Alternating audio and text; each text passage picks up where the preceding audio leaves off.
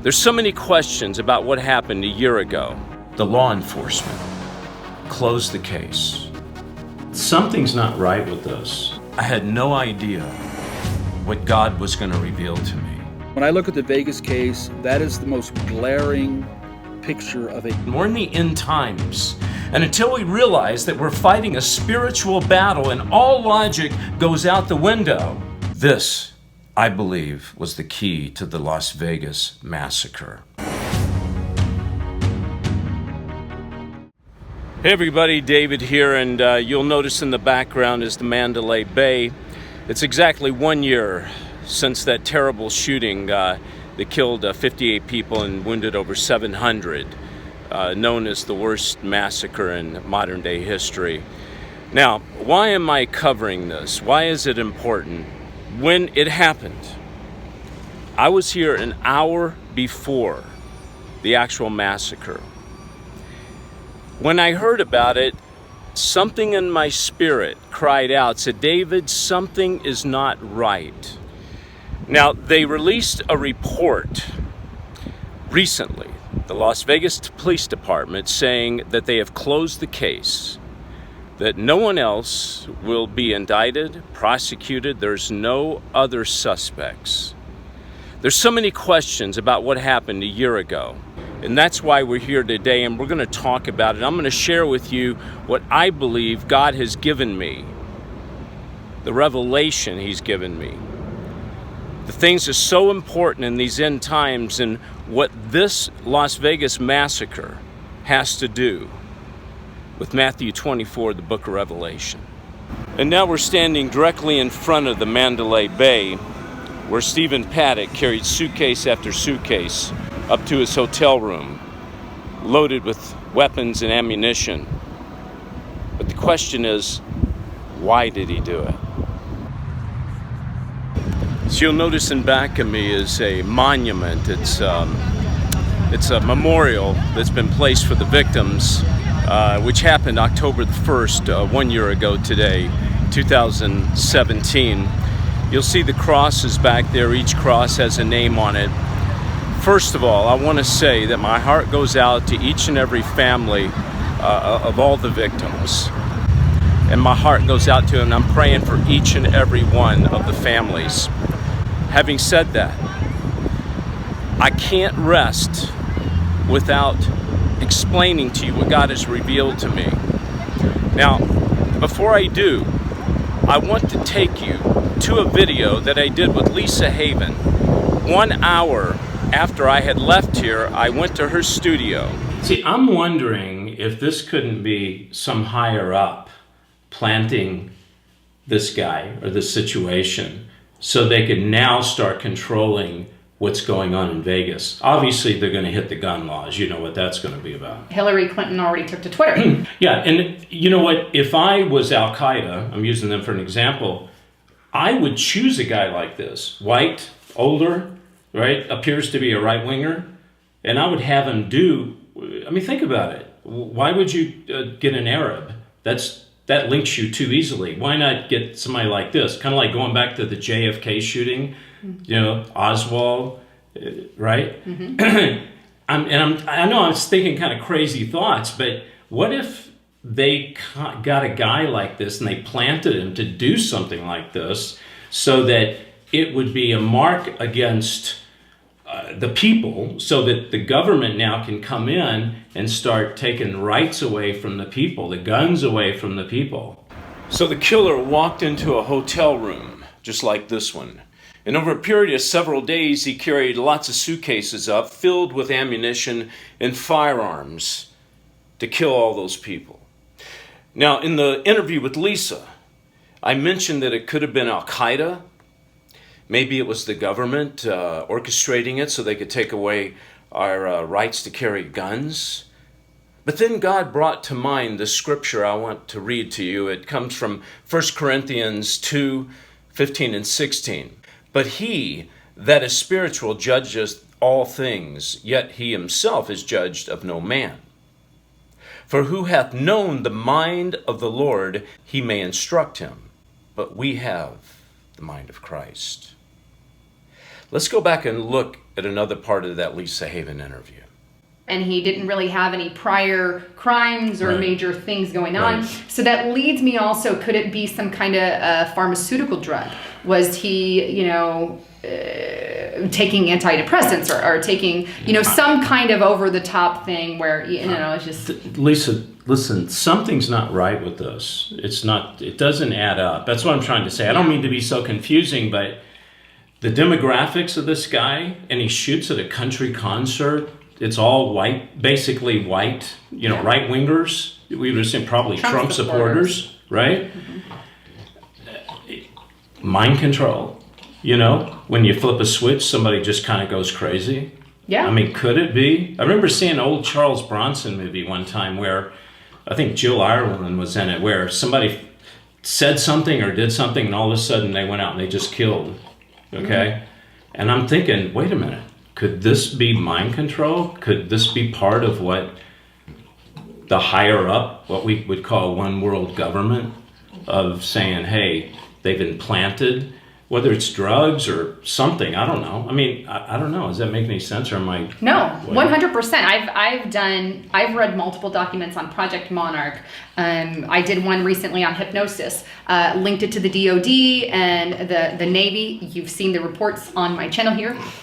Also, MK Ultra, Project Monarch, those are all linked. Project Artichoke. They just change the name over the year. Right. Once it gets found out, they change Right. the name of it. It's gone through hundreds of names, I'm sure. Now you'll notice in the video I talked about mind control. Now Lisa said MK Ultra. Some people talk about hypnosis, but when it comes right down to it, it's the mind. Either the mind of God, the mind of Christ, or the mind of Satan. There's no in between. In Matthew 24, Jesus clearly spoke about the days were to become more evil. As we are in this end times, the evil will increase. Folks, this is the key. The key is the mind. Now, at the time I did the Lisa Haven video, I had no idea what God was going to reveal to me. But now I do, and I want to share it with you. Several months ago, and this was at least 7 months after the shooting, God brought me into the life of a man named Russ Dizdar. And Russ, I call him a Christian private investigator. He researches the underground world of the satanic movement. He prays for people, casts out demons. And I want to go to an interview I did with him several months ago. And again, this was many, many months after the shooting in Las Vegas, many, many months after the interview with Lisa Haven. But this is where God revealed to me of how Satan is infecting the minds of people today. This, I believe, was the key to the Las Vegas massacre. Take a look at this video. You mentioned the shooters and all these different shootings. How does that tie? Sure. When all this begins in childhood, it's a whole issue of breeding them. So when they're creating subpersonalities through that trauma, Okay. then the people that are doing this begin to program. They instill, you're going to be a shooter, or you're going to be a priestess, or you're going to be a runner. These are the Satanists. Right. Okay, gotcha. So they're the ones that are going to do this, and they're going to be handling them as handlers. Okay. It's all coven based, Luciferian. But so say in a person they create a programmed, trained shooter, assassin. All right. They can put them down and keep them hidden, a sleeper. Okay. For years. For years. It just whatever code they gave this part of that personality, you go down and through such and such code, that's the only way you'll ever come up. And the code means they're going to say some line, some group of numbers. It could be numbers, things, a phrase. It could be a number. Whatever that Luciferian type programmer gave to this original. If you think in terms of hypnosis and you see people do this on the stage, it's similar, only this is more powerful and permanent. So Russ, just talking to you, what comes to mind is most of these shooters, these kids that walk in school and kill all these children, Yeah. they end up killing themselves, most of them. Mm-hmm. What you're saying is more than likely these are program multiples. And we've looked at we constantly look at all of them. We look at all of them, Right. and when I look at the Vegas case, that is the most glaring picture of a programmed shooter who then has programming to take himself out if he's going to get caught. Right. Look at the slaughter, look at the development. And here's the sad thing is that maybe the feds or someone will come out with a profiler to say, you hear this always, they snapped, they went crazy. Okay. And so as soon as the society hears, well, they're mental, they're emotional, or they're insane, Right. we kind of write them off then. Now, Russ talked about program multiples. And what is a program multiple? Oh, by the way, you can see the full video at davidheavener.tv. It's entitled, "They're Breeding Our Children to Be Shooters." But what is a program multiple? A program multiple is someone that's programmed to do evil. Okay, and usually they're programmed from a baby or a small child, and they have multiple personalities.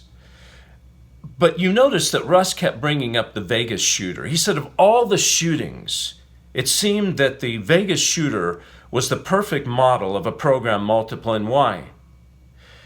Well, he set out to do a very evil deed, and it was very orchestrated. It was very thought out. And at the end of doing it, he killed himself. He said one of the characteristics of a program multiple is that one of the personalities is to do away with yourself after you've committed this evil deed. And that's exactly what the killer did. So I want to go back and I want to talk about some of the things in Stephen Paddock's life that I believe played into the evil mind that he had and the fact that he was a program multiple. Number one, his doctor, they interviewed his doctor. His doctor said that he believed that Stephen Paddock was ADD, attention deficit disorder. He was probably taking some type of medication. Also, his brother came on, and his brother admitted that he was sick, I guess both physically and emotionally, and that he thought that his brother was in the same condition. Number three is his father was a criminal. We don't know much about his mother, but as Russ said in previous videos I did with him, you can usually discover a program multiple by looking at their parents or their relatives. Jeffrey Dahmer's mother could have been a program multiple. She was programmed to program him. You're right, because when we've engaged this for all these years, the first generation of these who had babies and children, and then the second and third. So the truth is we should be looking at every single satanic ritually abused person will normally have a mother and or father that are not only part of the coven group, but most likely one of them will be multiple themselves.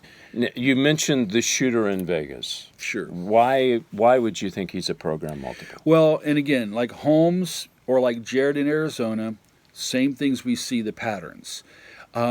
We see major sophistication, but also like there's no conscience in slaughtering. They didn't just, it wasn't a man that was jealous because his wife is, right. It wasn't domestic. Right. It wasn't just some guy stealing for drug money. Right. This is massacre. Right. So in program shooters, the way they're trained, they're meant to massacre and slaughter in a big way. With no feelings. And there's nothing. There's nothing. There's no remorse. There's no conscience there. So when that personality, and because we've dealt with, face-to-face, we've dealt with program shooters. There is no conscience. Because they've only been trained and conditioned by the programmer, handler, Luciferian type people to do that. That's all they know. Wow. That's all they know to do, so that when they come up. So you notice that Russ talked about when a shooter who's a program multiple does something like this, there's no emotion tied to it. There's no agenda. It's not like they're mad at someone. They want to get back. And this is why I believe the law enforcement closed the case. There was nowhere to go with it. You see, folks, when you're operating with an evil mind, and there's no agenda other than to carry forth evil, that's when logic gets thrown out the window. That's when a police department says, we don't know. We don't have a clue. And that's why so many people that I talk to here in Vegas, the number one thing that comes out of their mouth is, it doesn't make any sense. Nothing's adding up. Well, folks, it does add up. Let me tell you something. We're in the end times. And until we realize that we're fighting a spiritual battle and all logic goes out the window, we're going to keep going around in circles. So here it is. God has given us weapons. Just like the devil has given his people weapons to cause mass destruction, to kill hundreds of people, God has given his people weapons to wipe out demons.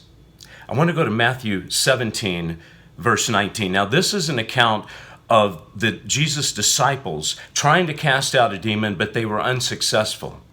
Jesus comes on the scene and he casts out the demon. The disciples come to Jesus and they ask him a question. Matthew 17, verse 19. Then came the disciples to Jesus apart and said, why could not we cast him out? Talking about the devil. Verse 20, and Jesus said unto them, because of your unbelief. For verily I say unto you, if ye have faith as a grain of mustard seed, ye shall say unto this mountain, remove hence to yonder place, and it shall remove, and nothing shall be impossible unto you. Howbeit this kind goeth not out but, and here's the key, by prayer and by fasting. God has given us 3 spiritual weapons. Number 1, prayer. Communication with the Father. How can we have a mind of Christ? How can we know what God is thinking if we don't have communication with God on a daily basis, on an hourly basis? Number 2 is fasting. Folks, we in modern society, especially the church, we have an attachment to food. You walk into most churches, and the first thing they're going to talk to you about it is the potluck. Or you get with a group of Christians, hey, let's go out and grab a bite. Well, there's nothing wrong with eating. The problem is we're eating way too much. Now, fasting doesn't have to be a 40-day fast. It doesn't have to be a 20-day fast or even a 3-day fast. It could be a 1-day fast. You could fast a meal. It's detaching from the physical and attaching to the spiritual. So we have prayer, we have fasting, and then there's number 3, faith. Jesus said it was because of your unbelief. You see, folks, we can have a weapon, a spiritual weapon, and we can sit and look at it all day long, but if we don't pick up and use it, what good is it? Now, people pray and people fast, but do we as Christians have the faith to stand up in the face of a demon and say, demon, you are gone, you are out of here? I want to challenge churches all over America today and God's people on Sunday morning, at the beginning of your prayer, to pray the demons, number 1, out of the program multiples that are being programmed right now. Pray the demons out of the people, out of the future shooters, and to pray that God's people have a shield of protection around them. You see, folks, in Las Vegas, Nevada, the people, the victims that were gunned down by the weapons of Satan. But you see, now God's people can take the spiritual weapons which God has given us and gun down the devil. Thank you, and God bless you.